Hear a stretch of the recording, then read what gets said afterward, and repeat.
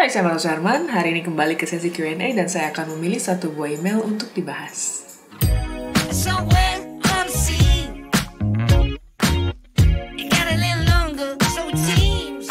Makasih banget buat teman-teman yang udah kirim email ke martasuharman@gmail.com. Nah, hari ini saya akan memilih satu buah email, yaitu email dari Vidi Cebol. Alamat emailnya adalah vidiadet@gmail.com. Ini ada tulisannya, "Selamat siang Kak, maaf sebelumnya kalau ada waktu luang, tolong dibuatkan review tentang SD card. Sekalian compare UHS 1 dan UHS 2, apakah semakin besar ukuran megapiksel kamera harus semakin besar juga SD card-nya? Contoh untuk kamera 32 megapiksel dan 10 frame per second, maka SD card yang dikatakan cukup atau cocok seperti apa? Terima kasih banyak Kak Marta." Oke, nah berdasarkan email ini, maka di video kali ini saya akan coba membahas mengenai memory card.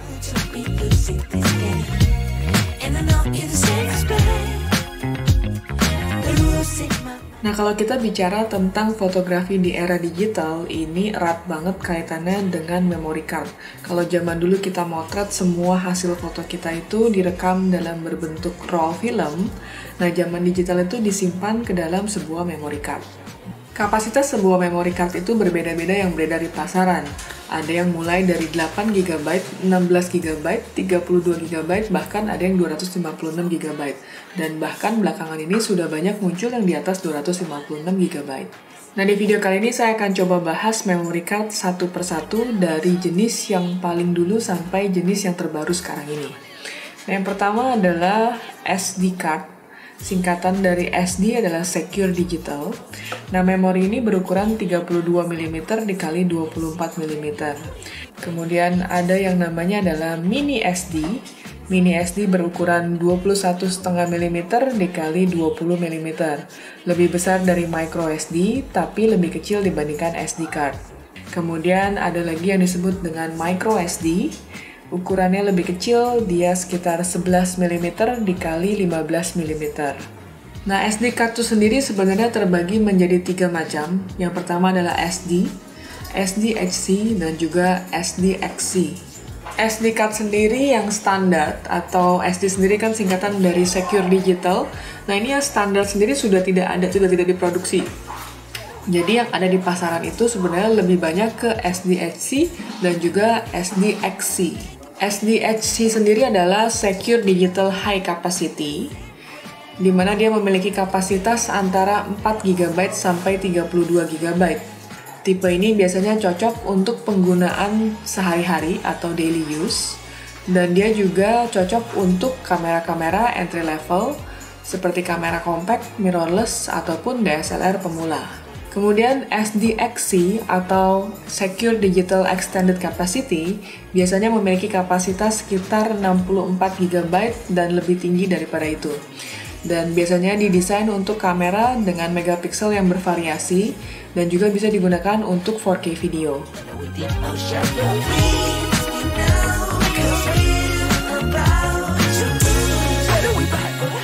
Memory card berikutnya adalah Micro SD atau Micro SDHC atau Micro SDXC.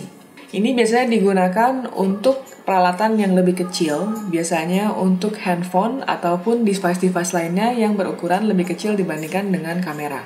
CF atau compact flash biasanya digunakan untuk beberapa jenis kamera DSLR, walaupun performance-nya lebih rendah dibandingkan dengan SDHC ataupun SDXC, tapi tetap masih memiliki kualitas yang cukup baik dan masih tetap digunakan sampai saat ini. Kemudian di pasar juga dikenal dengan CFast Card. Nah, CFast Card ini mirip dengan compact flash, tapi berbeda. Jadi tidak bisa digunakan untuk kamera dengan menggunakan compact flash. Dan ini adalah generasi baru yang memiliki speed yang lebih tinggi dan digunakan pada beberapa kamera dan juga untuk kebutuhan video. Kemudian XQD card adalah memory card yang lebih niche marketnya, di mana biasanya digunakan oleh Sony dan juga Nikon. Bentuknya lebih kecil dibandingkan dengan compact flash, tapi performanya jauh lebih bagus untuk high speed shooting dan juga video recording. Dan memory card yang terakhir adalah CF Express. Ini memory card yang tergolong masih sangat baru. Dan ini sebenarnya adalah sebuah evolusi dari memory card XQD, di mana ini masih digunakan sangat limited sekali untuk beberapa jenis high-end kamera, biasanya dari Canon, Nikon, dan juga Panasonic. Jenis-jenis memory card ini ada sebagian yang sudah tidak beredar di pasaran, jadi teman-teman harus mengenali kameranya dulu, kira-kira kameranya itu menggunakan memory card yang jenis apa, karena setiap jenis kamera bisa saja menggunakan memory card yang berbeda walaupun brand kameranya sama. Jadi kecepatan memory card itu menjadi salah satu poin yang penting pada saat kita memilih untuk membeli sebuah memory card. Nah, teman-teman bisa mempelajari pada tulisan yang tertera di bagian mukanya.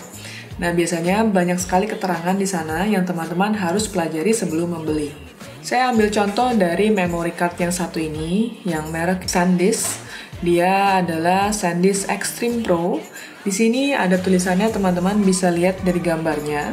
Di bagian kiri atas ada tulisan 95 MB per second. Ini adalah kecepatan maksimum penulisan data. Dan kemudian teman-teman bisa lihat yang berwarna merah ini adalah 64 GB. Ini adalah kapasitas maksimum penyimpanan data. Dan di bagian kanan atas ini ada sedikit tulisan SDXC1. Jenis SD card pada contoh ini adalah jenis SD card yang bertipe SDXC. Dan kemudian teman-teman bisa lihat di bagian bawahnya ada kode seperti angka 3 dan angka 10. Di sini memory card kelas 10 dengan kecepatan penulisan data 10 MB per second. Dan kemudian tulisan angka 3-nya itu adalah memory card UHS Speed kelas 3, support untuk video 4K dengan kecepatan data 30 MB per second. Jadi berdasarkan informasi ini teman-teman bisa mencerna dan juga memilih memory card yang pas untuk kebutuhan kamu. Kemudian teman-teman mungkin pernah ketemu memory card yang ada tulisannya seperti ini, misalkan 133 kali, 200 kali, 300 kali, atau sebagainya. Nah, ini disebut sebagai rating commercial X, dengan 1X sama dengan kecepatan CD-ROM, yaitu 150 KB per detik. Ini memudahkan penghitungan dengan mengalihkan atau membagi dengan 150. Jadi kecepatan 200 kali sama dengan 1 detik untuk membaca file berukuran 29,5 MB. Berikut jenis memory card dengan kecepatan transfer data untuk syuting video.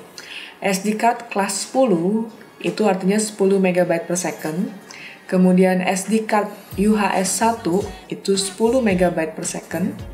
SD card UHS 3 itu 30 MB per second. CF card VPG20 itu 20 MB per second. Kemudian CF card VGP65 itu memiliki 65 MB per second. Sistem yang lebih baru disebut dengan class rating. Asosiasi SD menciptakan tes kecepatan class rating yang tujuan utamanya menemukan kecepatan transfer data minimum dari sebuah kartu SD, SDHC, atau SDXC. Sebuah kartu kelas 2 yang bisa merekam data secepat 2 MB per detik, kelas 4 sampai 4 MB per detik, dan kelas 8 sampai 8 MB per detik. Tapi ini adalah kecepatan minimum dan bukan kecepatan sebenarnya. Kemudian jenis memori berdasarkan kelasnya, kelas 0 tidak memiliki kemampuan transfer rate minimum yang spesifik. Kemudian kelas 2 memiliki kemampuan transfer rate minimum 2 MB per second. Kecepatan paling rendah untuk micro SDHC. Sedangkan kelas 4 memiliki kemampuan transfer rate minimum 4 MB per second. Kelas 6 memiliki kemampuan transfer rate minimum 6 MB per second, dan kelas 10 memiliki transfer rate kemampuan minimum 10 MB per second. Kemudian bagaimana cara membaca memory card yang jenisnya berbeda? Kalau tadi kita bicara tentang SD card memory, kita coba masuk dalam pembahasan compact flash atau CF card. Jadi teman-teman harus pastikan kameranya itu membutuhkan CF card memory atau menggunakan SD card. Jadi jangan sampai tertukar, karena berapa kali kejadian sempat ada beberapa kamera yang memory cardnya berbeda dan kita salah membeli memory card tersebut. Kemudian untuk cara pembacaan compact flash, ini mirip-mirip dengan tadi kita membaca SD card. Nah, teman-teman bisa baca di bagian kiri atas ini ada tulisan compact flash. Ini adalah jenis dari memory card tersebut. Kemudian di sini ada tulisan di bawahnya 160 MB per second. Ini artinya adalah kecepatan maksimum penulisan data pada memori. Dan kemudian di bawahnya ada tulisan lain yaitu UDMA7. Nah, di sini adalah jenis teknologi yang dimiliki oleh memory card tersebut. Jadi ini akan berubah-ubah sesuai dengan perkembangan teknologi. Dan kemudian di bagian bawahnya ada logo. Ini adalah logo VPG atau Video Performance Guarantee, di mana VPG 65 berarti 65 MB per second. Dan di belah kanan, ini ada tulisan 64 GB adalah kapasitas penyimpanan data maksimum memori. Nah, contoh yang saya berikan itu contoh secara roughly, di mana yang saya ambil adalah brand SanDisk. Dan kalau teman-teman mungkin memiliki memory card dengan merek berbeda, itu mungkin cara penulisannya, posisinya, letaknya ada sedikit berbeda. Jadi teman-teman jangan salah, nanti teman-teman coba baca dulu memory cardnya, jadi jangan salah pilih. Karena biasa informasinya sama seperti itu, hanya peletakannya yang berbeda. Nah, sekarang kita masuk ke dalam tips memilih memory card. Jadi ada beberapa poin yang teman-teman harus perhatikan pada saat kita memilih memory card untuk kita gunakan. Yang pertama adalah perhatikan total kapasitas memory card yang kita akan gunakan. Sebaiknya teman-teman tahu kapasitas maksimal yang dimiliki oleh memory card. Dan zaman sekarang, memory card itu sudah bisa mencapai 1 TB, bahkan itu kapasitas yang bisa dikatakan yang cukup besar sekali untuk sebuah pemotretan. Nah, ini teman-teman harus ketahui juga, semakin tinggi kapasitasnya otomatis harganya juga akan semakin mahal. Jadi, apakah teman-teman perlu melakukan investasi sampai setinggi itu kembali ke kebutuhan masing-masing. Dan otomatis ini ada kaitannya erat dengan kamera yang digunakan. Kalau kamera yang digunakan memang membuat sebuah foto dengan file yang cukup besar, otomatis kita membutuhkan memory card yang lebih besar daripada umumnya. Kemudian tips yang kedua yang teman-teman harus perhatikan adalah mengenai kebutuhan yang kita gunakan. Jadi kita masing-masing fotografer itu memiliki kebutuhan yang berbeda-beda. Ada yang menggunakan memory card untuk aplikasi, ada juga yang untuk menggunakan foto ataupun untuk video. Nah, video ini jenisnya macam-macam, jadi kalau teman-teman mungkin kebutuhannya untuk video 4K, nah otomatis teman-teman harus menggunakan memory card yang paling pas untuk video 4K. Dan selain itu juga kebutuhannya kalau kamu seorang fotografer sports atau birding yang mungkin banyak menggunakan photo burst yang frame per second-nya tinggi ya. Nah, ini juga memerlukan memory card yang sesuai dengan kebutuhan tersebut.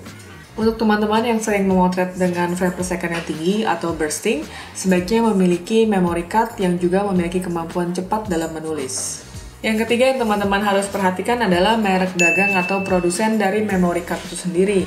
Karena memory card ini sangat-sangat vital karena dia menyimpan hasil karya kita, pekerjaan kita. Nah, kalau memory card ini gampang rusak atau gampang hilang filenya, ini berbahaya sekali untuk profesi kita. Nah, jadi sebaiknya teman-teman coba lakukan browsing di beberapa situs, memory card mana yang kira-kira terbaik untuk digunakan atau memiliki reputasi cukup baik di pasaran. Dan di sini juga kita sebenarnya dituntut kebijakan dari kita sendiri ya, kebijaksanaan kita itu sebagai fotografer. Jangan sebaiknya tergoda dengan benda-benda atau barang-barang yang mungkin dilihat lebih murah. Karena lebih murah itu belum tentu lebih aman. Mungkin teman-teman bisa melakukan efisiensi dengan membeli memory card yang murah, tapi ketika setelah kita memotret, foto kita hilang, ini judulnya udah nggak murah lagi, tapi malah reputasi kita jadi dipertaruhkan. Kemudian menyambung dengan pertanyaan Vidi yang menanyakan tentang compare UHS 1 dan UHS 2. Nah, kita coba bahas sedikit ya. Apa itu UHS? Nah, UHS ini sendiri adalah Ultra High Speed. Jadi, UHS menunjukkan kecepatan tulis minimum pada sebuah memori. Dan ini terbagi menjadi 3 kelas, yaitu UHS 1, UHS 2, dan UHS 3. Kecepatan minimal UHS 1 adalah 10 MB per detik dan kecepatan maksimalnya adalah 104 MB per detik. Dan kemudian UHS 2 memiliki kemampuan baca 300 MB per detik dan kemampuan tulis hingga 260 MB per detik. Dan yang terakhir UHS 3 memiliki kecepatan menulis minimal 30 MB per detik dan kemampuan maksimal hingga 624 MB per detik. Dan di sini juga saya ada satu bacaan dari situs digitalcameraworld.com. Di sini ada memory card terbaik untuk kameramu di tahun 2021. Jadi di sini ada beberapa rekomendasi memory card yang teman-teman mungkin bisa pertimbangkan untuk diinvestasikan. Yang pertama adalah SanDisk Extreme Pro SDXC UHS 1. Ini yang menjadi salah satu best SD card yang mereka rekomendasikan. Kemudian yang kedua adalah Lexar Professional Class 10 UHS 2 2000 kali. Dan yang ketiga adalah SD Card Extreme Pro SD UHS 2. Lexar Professional 633 kali SDHC SDXS UHS 1. Kemudian SanDisk Extreme SD UHS 1 card Transcend XDXC UHS 2 U3. Di sini juga di micro SD ada Samsung Pro Endurance dan juga ada Samsung Evo Plus Micro SDXC. Ada Lexar Professional 1000 kali 64 GB Micro XDXC UHS 2 card. Kemudian SanDisk Micro SDXC UHS 1 card untuk Nintendo Switch. Dan untuk compact flash, di sini direkomendasikan SanDisk Extreme Pro Compact Flash dan juga Transcend 800 kali Compact Flash. Nah, ini beberapa memory card yang teman-teman bisa pertimbangkan untuk diinvestasikan. Setelah itu ada satu memory card yang mungkin bisa dipertimbangkan bagi teman-teman yang ingin menginvestasikan memory card untuk high-end. Jadi di sini ada CF Express Card. Yang pertama ada SanDisk Extreme Pro XF Express Card. Kemudian ada Lexar Professional CF Express tipe B card. Kemudian Sony TUF CF Express tipe A memory card. Dan yang terakhir ada memory card XQD. XQD yang pertama adalah Sony Professional XQD G Series. Dan kemudian ada lagi yang namanya adalah CFast. Nah, CFast ini ada SanDisk Extreme Pro CFast 2.0.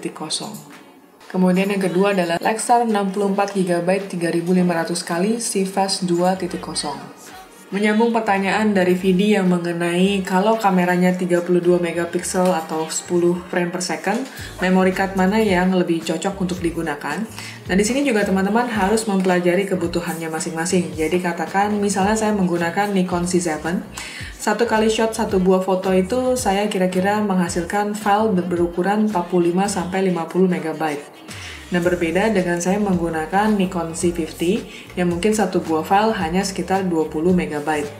Nah, di sini kita otomatis sudah harus bisa berpikir kalau satu file itu cukup besar, otomatis saya membutuhkan memory card yang cukup besar, kapasitas yang jauh lebih besar dibandingkan saya memotret dengan file yang berukuran kecil. Nah, ini juga sama halnya dengan hitungan frame per second. Jadi kalau teman-teman banyak melakukan pemotretan dengan bursting atau high speed tinggi, nah di sini teman-teman juga harus menyiapkan memory card dengan kemampuan membaca dan menulis dengan cepat. Jangan sampai ketika kita memotret, ternyata memory card kita loadingnya lama. Jadi akhirnya pada saat kita motret, kita banyak kehilangan momen. Nah, demikian hari ini sesi Q&A sudah selesai. Jadi buat teman-teman yang mungkin ingin bertanya atau ingin fotonya dibedah, silahkan email ke martasuherman@gmail.com. Siapa tahu di video saya berikutnya, foto kamu yang saya bedah atau pertanyaan kamu yang akan saya bahas. Jadi jangan lupa like, comment, subscribe, dan juga share. Thank you for watching.